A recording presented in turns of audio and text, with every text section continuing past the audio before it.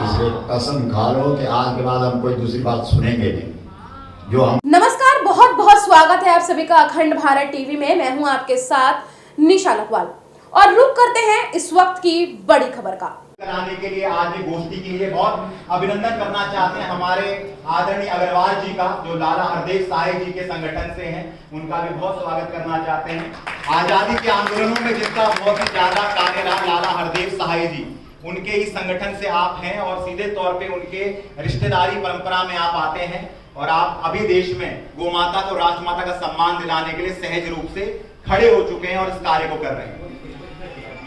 तो आप सभी से निवेदन है, हम यहाँ पर बैठते भी जाएंगे ताकि बात जो है वो अपना पूर्ण जो निचोड़ है उसको आपके मध्य में रखते चले।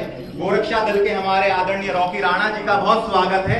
दिल्ली का कोई स्थान होगा या देश का कोई स्थान होगा जो गोरक्षों को नहीं जानता और उसमें भी रॉकी राणा को नहीं जानता हो। रॉकी राणा सहित मोनू मानेसर जो आप देख रहे हैं अभी गोरक्षों का पूरा अपने आप में देश में उनके प्रति एक नकारात्मकता डाली जा रही है, क्योंकि देश में केवल दो ही लोगों से दहशत है, देश वालों को, मतलब देश की आसुरी शक्तियों को, वो केवल होता है गाय और गाय वालों से।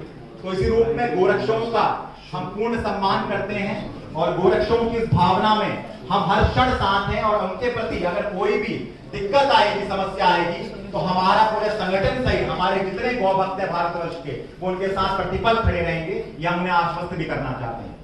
और इसी में आपके मध्य में जो आंदोलन की पृष्ठभूमि के बारे में मैं चर्चा कर रहा था, देखिए हम आज जिस भवन में बैठे हैं ये लाला लाजपत राय जी के नाम पर। लाला लाजपत राय जी ने जो संघर्ष किया था, उनके संघर्षों को सब याद रखते हैं, लेकिन लाला लाजपत राय जी का एक दर्द भी था। वो ये कहते थे कि अगर इस देश के अंदर पे गौ हत्या इसी तरह से चलती रहेगी तो मुझे आने वाली पीढ़ियों का भविष्य खतरे में नजर आ रहा है, वो बर्बाद हो जाएंगे और शायद वो कहीं के भी नहीं रहेंगे। उन लाला लाजपत राय जी की भी पावन स्मृति को हम प्रणाम करना चाहते हैं, जिन्होंने उस समय की सत्ता के सामने, जो गुलामी के समय पर अंग्रेजों की सत्ता थी, उनको ये सीधे तौर पर कह दिया था कि मेरे ताबूत में ठुकी हुई जो कील, जो तुमने मेरे ताबूत में, जो तुमने मुझे ताबूत लगाया है, इसकी जो अंतिम कील है ना, वो भी तुम्हारे तख्त को मिटा के रख देगी। ऐसे लाजपत राय जी के संघर्ष की भूमि में अगर हम बैठे हुए हैं तो हमें गौरव तो होना ही चाहिए। और सीधे तौर पे मैं मुख्य विषय की ओर आता हूं कि अब देश में 20 नवंबर को एक आंदोलन होने जा रहा है, आपको पता है। इसके बारे में पूरे भारत में सूचना है और मूल आधार इसमें है कि गाय को राष्ट्रमाता का सम्मान दिलाया जाए। इसके साथ हमारी 5 मांगे और हैं, जिसको हम आपके सामने पत्रकों के माध्यम से बाद में बताएंगे। लेकिन इस आंदोलन में सबसे मुख्य भूमिका ये हमें देखनी है कि ये जो आंदोलन है, इसमें हमें पूरे भारत के कथावाचकों से लेकर साधु संतों से लेकर सबको सम्मिलित करना है। और सम्मिलित हम नहीं, हम तो अपनी तरफ से प्रयास कर रहे हैं। ये कार्य हमें जनमानस पे भी छोड़ना है कि जितने भी इस भारत के साधु संत हैं और जिस देश में करपात्री जी ने इतना बड़ा आंदोलन खड़ा कर रखा हो, उस आंदोलन की भूमि दिल्ली के अंदर पे अगर पूरे साधु संत, पूरे लोग इसके लिए खड़े नहीं होते हैं तो ये हमारे लिए कितना अजीब सा क्षण है। सोचिए कि इतनी बड़ी परंपरा में जो शंकराचार्य परंपरा है, अगर वहां पे शंकराचार्य परंपरा पे चलने वाले हम सनातनी लोग अगर सब कुछ इसमें निकलकर जितने कथावाचक है इसके लिए बाहर नहीं निकलेंगे तो ये कहीं ना कहीं संशय देता है। और बहुत अभिनंदन करना चाहते हैं हम द्वारका शारदा पीठ के शंकराचार्य पूज्य सदानंद जी महाराज जी का।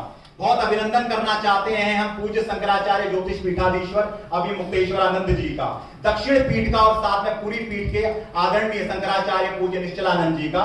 चारों शंकराचार्यों की सहज स्वीकृति इस आंदोलन को मिल चुकी है और गोमाता को राष्ट्रमाता का सम्मान दिलाने के लिए भारत के इतिहास में शंकराचार्य परंपरा अपने गुरु के कर्तव्यों को पूरा करने के लिए वापस दिल्ली में पहुंचेगी। यह हमारे लिए बड़ा ऐतिहासिक क्षण होने वाला है। इसलिए आप सभी से यही निवेदन है कि आप जितनी ताकत लगा सकते हैं, देखिए समय 2 महीना शेष है हमारे बीच, हम जितना प्रचार कर सकते हैं, चाहे वो सोशल मीडिया का स्तर हो, चाहे वो पत्रकों का माध्यम हो, चाहे वो बैनरों का माध्यम हो, आपके इष्टगण हैं, आपके मित्र लोग हैं, आप एक एक विवाह करते हैं तो हजार लोग आपके यहाँ खाने के लिए आते हैं। हमें इस कार्यक्रम को अपना कार्यक्रम बना के चलना पड़ेगा।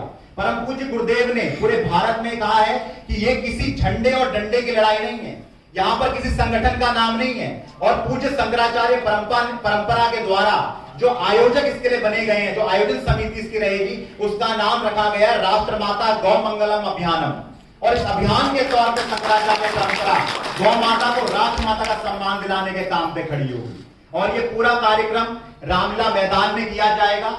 कई तरह की समस्याएं आती हैं, परमिशनों में दिक्कतें आती हैं, लेकिन हम देश के अंदर पे जो लहर खड़ी करनी है, वो लहर के द्वारा इस देश में अब कुछ काम होने वाला है। फिलहाल के लिए बस इतना ही। जुड़े रहिए अखंड भारत टीवी के साथ। ऐसी और तमाम बड़ी खबरों के लिए चैनल को लाइक कीजिए, शेयर कीजिए, सब्सक्राइब कीजिए।